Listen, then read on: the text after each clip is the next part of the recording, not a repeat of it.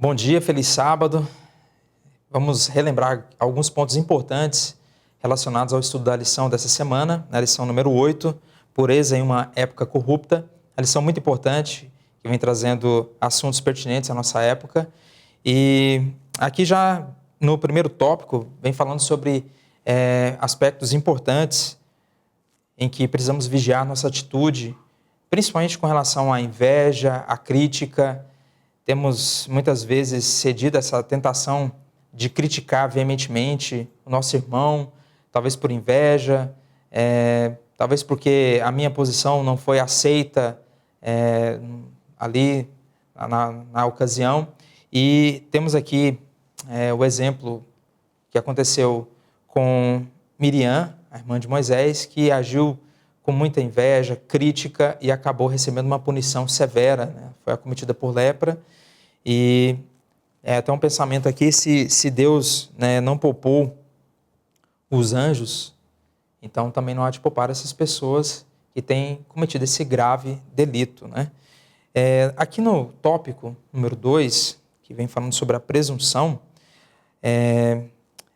a carta de Paulo, a segunda carta de Pedro, no capítulo 2, vem falando sobre os falsos mestres, os falsos profetas, e traz uma advertência contra a arrogância, contra a presunção daqueles que se orgulham de falar coisas, de sobrepor o seu pensamento, e sempre há a pessoa que está correta, que está agindo sob a influência de Deus. Ele se considera uma pessoa muito importante, tem um alto conceito de si mesma, mas é uma presunção pensar que somos tão justos assim. E aqui, nesse tópico, vem trazendo a advertência contra os arrogantes, que se orgulham de seus desejos. E aqui, na segunda carta de Pedro, no capítulo 2, fala exatamente o que eu tinha até iniciado a dizer na fala anterior, que se Deus não poupou nem mesmo os anjos, ele também não há de poupar essas pessoas que agem com muita presunção. Nós vimos aí na internet, no nosso dia a dia, pessoas que se acham tão importantes, até mesmo quando a sua oração se acende ao céu, ele ordena para que Deus faça alguma coisa. Nós não podemos agir dessa forma. Temos que pedir com humildade para que Deus faça a sua vontade sobre a nossa vida e não ordenar que Deus faça aquilo que eu acho que é muito importante para mim, porque eu não sei nem pedir, nem pensar, nem mesmo alcançar aquilo que realmente eu necessito. Só Deus sabe das minhas reais necessidades e Ele consegue enxergar o futuro, Ele consegue enxergar muito além do que aquilo que eu tenho pedido. Então, quando vamos pedir alguma coisa para Deus, não podemos agir com presunção, mas agir com o assim diz o Senhor, com a vontade de Deus. E na nota vem falando, trazendo uma advertência muito séria sobre o poder enfeitiçante de Satanás. Muitas pessoas têm se colocado a serviço de Satanás. E tem um pedacinho da nota aqui que eu achei muito interessante, que fala, no início da nota, fala assim: quando o poder enfeitiçante de Satanás controla uma pessoa, ela se esquece de Deus e o ser humano, cheio de motivos corruptos, é exaltado. Essas almas enganadas praticam a imoralidade secreta como se fosse uma virtude. Muitas pessoas se gabam de fazer em secreto coisas erradas e depois nos bastidores ficam falando que fazem isso, fazem aquilo, mas diante dos holofotes elas se acham pessoas muito justas, pessoas que podem receber ali o aplauso das pessoas, né? Podem ser consideradas pessoas com uma alta, de um alto patamar, pessoas piedosas, pessoas justas. Então, Satanás trabalha com essas pessoas. Quanto maior a nossa luz, maior a nossa responsabilidade. E aqui no finalzinho da nota também fala que, assim, como mensageiros especiais de Deus, começam assim a enganadora obra de afastar as almas do caminho da retidão, tentando anular a lei de Deus. Pessoas que se colocam como pessoas de grande influência começam então a usar a sua influência a serviço de Satanás, tirando pessoas do caminho de Deus. Deus não vai de poupar essas pessoas, assim como não poupou os anjos que fizeram a mesma coisa no céu. Nesse tópico também vem falando sobre as ruins suspeitas, quando tem os dois lados da moeda, né? Nós pensamos que somos muito bons e agora começamos a ter pré-conceitos. Ou temos um autoconceito de nós mesmos e começamos a achar que as outras pessoas que estão ao nosso redor, elas são sempre piores, estão numa situação muito pior que a minha. E também há um outro aspecto aqui de que, muitas vezes, aquilo que eu faço de errado nos bastidores, eu começo então a projetar nas pessoas que estão ao meu redor. Então, sempre ajo com ruins suspeitas, pensando que as pessoas podem exatamente estar fazendo aquilo que eu faço em secreto, escondido. E isso traz o desagrado de Deus. Precisamos vigiar, orar constantemente, como diz aqui a nota. Deus tem grandes planos para nós, mas Satanás também tem planos para essas pessoas que receberam grande luz, que mergulharam por águas profundas, na verdade, e Satanás quer trabalhar contra essas pessoas. E quanto maior o talento, mais prazer Satanás tem em trabalhar com essa pessoa, porque ele sabe o grau de influência que ela pode exercer numa comunidade, na igreja, e ele quer trabalhar com essas pessoas que têm grande influência, que têm muitos talentos, muitos dons, e trazer para o seu exército, para as fileiras do seu exército. E precisamos estar vigilantes, sempre em oração, constante vigilância, para que nós não caiamos na tentação, no erro, de trabalhar para Satanás, mesmo que inconscientemente. No terceiro tópico, vem falando sobre responsáveis pela luz maior, e a inspiração vem descrevendo aqui sobre o destino desses predadores que buscam desonrar o povo de Deus. Eles não irão prevalecer, não irão avante, como diz aqui a carta de Paulo, a sua segunda carta de Paulo a Timóteo, no capítulo 3, no versículos 5 a 9. Então, essas pessoas não prevalecerão, elas não conseguirão ir avante com seus planos, assim como aconteceu no tempo de Moisés, quando ele buscava ali libertar o povo de Deus, sob o comando de Deus, e ali as pessoas, até citado aqui o nome de dois, Janes e Jambres, que trabalharam insistentemente contra Moisés, todos os milagres ali apresentados, eles também lançavam seus feitiços, as suas ilusões, seu ilusionismo, e trabalhou veementemente contra o plano de Deus para o seu povo, na libertação do seu povo ali do cativeiro egípcio. E temos que tomar cuidado, porque sem perceber podemos ser agentes multiplicadores de Satanás. Eu não somente faço o que é ruim, mas incentivo outras pessoas a fazerem.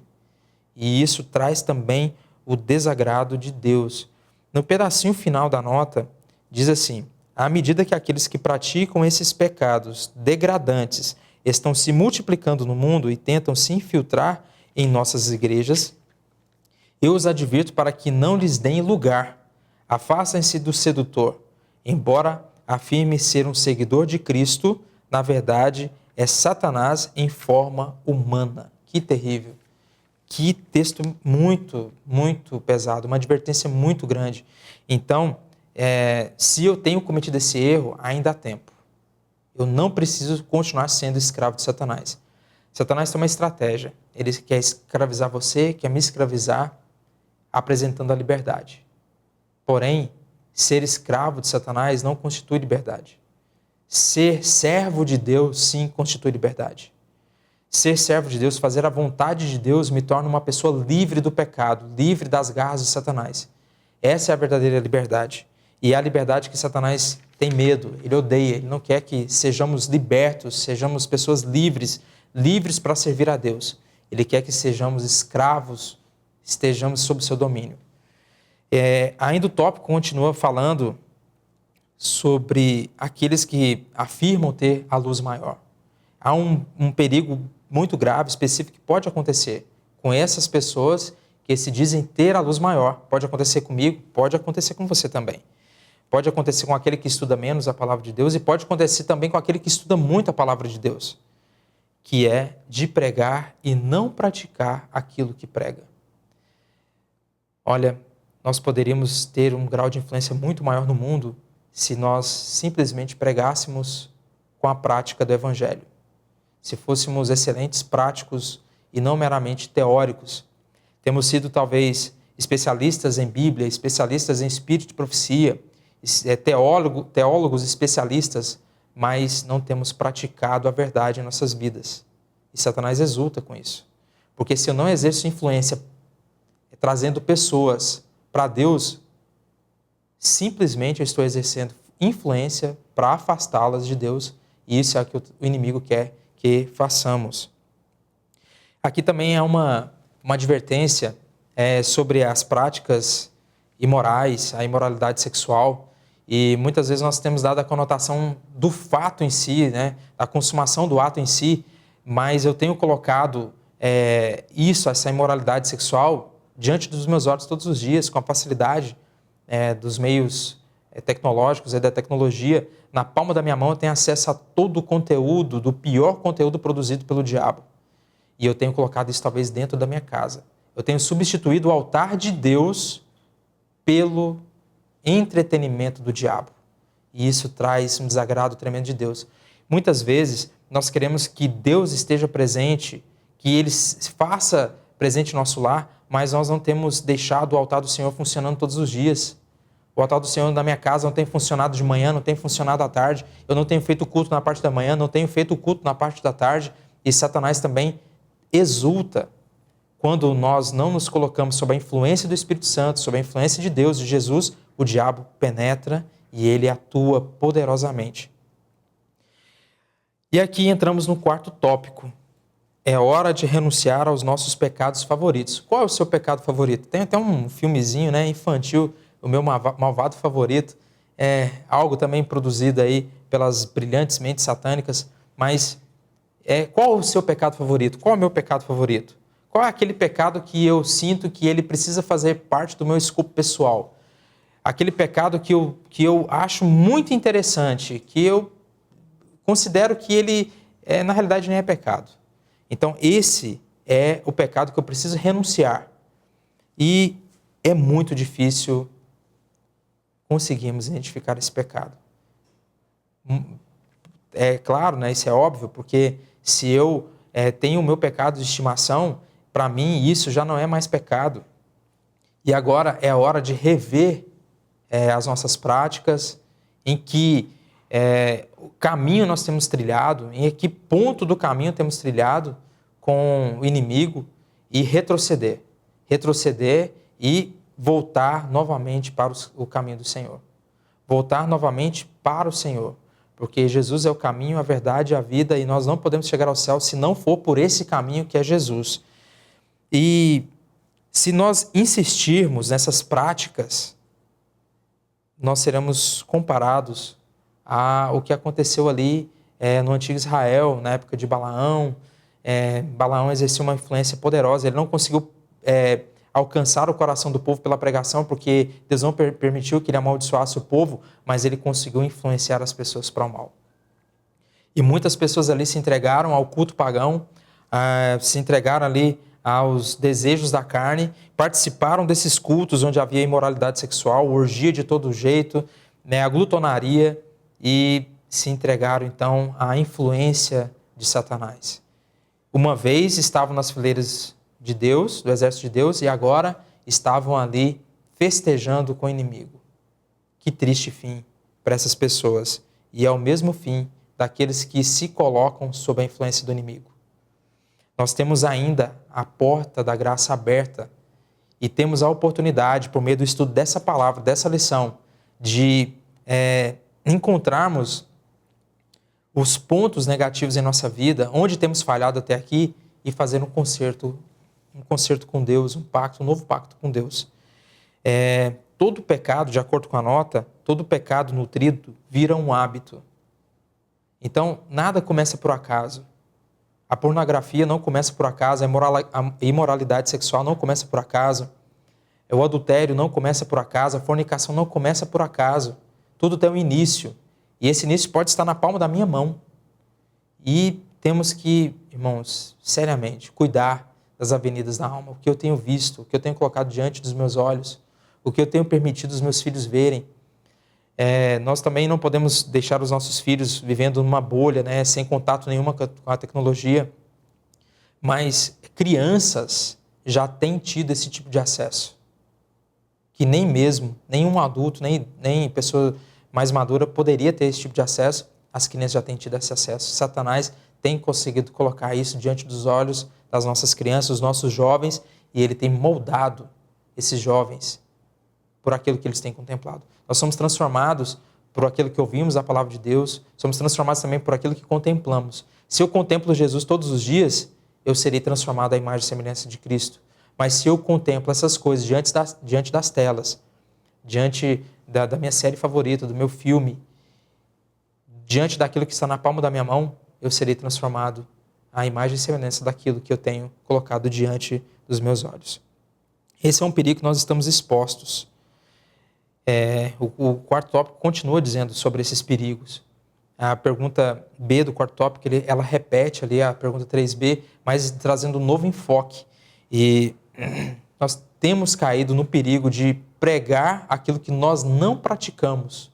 Isso é abominação ao Senhor. E as Escrituras dizem que são cegos guiando outros cegos. Quando nós temos um problema, meus irmãos, nós precisamos recorrer à fonte, à ajuda do alto. E muitas vezes nós temos recorrido aos grandes gurus da internet, aos grandes coaches que têm utilizado inclusive a Bíblia como base do ensinamento, mas que não passam de engodos, de engano. Só que ele usa talvez uma frase, uma palavra ali correta que está na palavra de Deus para trazer depois todo o seu engano por trás daquilo ali. Muitas vezes, já aconteceu com você, já aconteceu comigo, nós estamos ali enfrentando dificuldades e tentamos de todas as formas resolver aquele problema e de repente a gente fala assim, agora não tem mais solução, é só Deus mesmo, agora é só oração. Quando na realidade a primeira coisa que precisávamos fazer é buscar a Deus em oração e deixar com que Ele prevaleça a sua vontade sobre nossas vidas. E temos deixado isso para a última opção, e quando na realidade deveria ser a primeira opção. Na última parte da nota aqui, da B, diz assim, as Escrituras se cumprem assim, são cegos guiando outros cegos, pois aquele que é vencido por alguém também é escravizado por ele. Essas almas iludidas estão sob a mais degradante escravidão à vontade dos demônios. Elas se aliaram aos poderes das trevas e não têm força para confrontar a vontade dessas entidades malignas. Que tristeza, que advertência. Precisamos rever os nossos conceitos e entregar nossa vida a Jesus. E aí a lição finaliza com o quinto tópico, dizendo abençoado pela reprovação. E traz aqui dois aspectos, dois exemplos interessantes, como podemos então usufruir da bênção quando somos reprovados ou virarmos as costas para a reprovação e escolhermos o caminho da maldição. Aqui é citado na nota sobre João e Judas. João, que era impetuoso, que era uma pessoa muito difícil de lidar, ele decidiu acatar as reprovações, aos ensinamentos de Cristo. E aquilo transformou a sua vida, a ponto de ser considerado o discípulo amado. Judas, por sua vez, ele fechou seu coração para a influência de Cristo, para a influência do Espírito Santo. E teve um fim trágico. Nós não precisamos ter o mesmo fim de Judas. E até te convido para que sigamos o exemplo de João, para que tenhamos a certeza da nossa salvação, para que tenhamos certeza de uma vida com Jesus. O que eu passar aqui nessa terra de dificuldade não vai ser comparado ao meu galardão, ao galardão que tem reservado para os que vencerem, para os filhos de Deus. Imagina só, morando eternamente com Cristo, num lugar onde somente haverá paz, tranquilidade, felicidade, não haverá mais tristeza, nem dor, nem choro, nem doença, só haverá a paz, a alegria de estar na presença de Deus, a presença daquelas pessoas que amamos. Então, vale muito a pena. Por mais que tenhamos uma vida muito difícil aqui, talvez você, no estudo da lição, assim como eu, percebeu que tem muita coisa a se fazer, percebeu que tem muita coisa a melhorar. Eu também me encontro nessa situação. E eu sei que eu preciso melhorar muitas coisas. Mas há uma saída. Cristo é a saída. Ele quer habitar no seu coração. Ele quer transformar a sua vida. E quer transformar a minha vida também. E Ele tem um plano especial para nós. Ele tem um propósito especial para nossas vidas. E é muito interessante analisarmos o aspecto de que nós não trabalhamos, nós não lutamos aqui para garantir a nossa salvação. Nós não estamos lutando pela nossa salvação. Na realidade, nós estamos lutando para não perder a salvação, porque ela já foi garantida na cruz do Calvário. Cristo se entregou como Cordeiro de Deus, o verdadeiro Cordeiro de Deus que tira o pecado do mundo, nos garantindo a vida eterna. Então, a nossa luta aqui é para não perdermos a salvação. Então, eu convido a você, querido amigo, querido irmão, irmã, que está me ouvindo neste momento, a que façamos uma reflexão sobre a nossa vida, o nosso estágio, onde estamos, a que ponto nós chegamos e se temos avançado muito, para muito longe de Jesus, é a hora do retorno. Cristo nos espera com seus braços abertos e que possamos então colocar em prática essas lições maravilhosas que estudamos e ter a pureza necessária em uma época tão corrupta que nós estamos vivendo. Que Deus abençoe você, que Deus abençoe a sua igreja, que nos abençoe. Amém.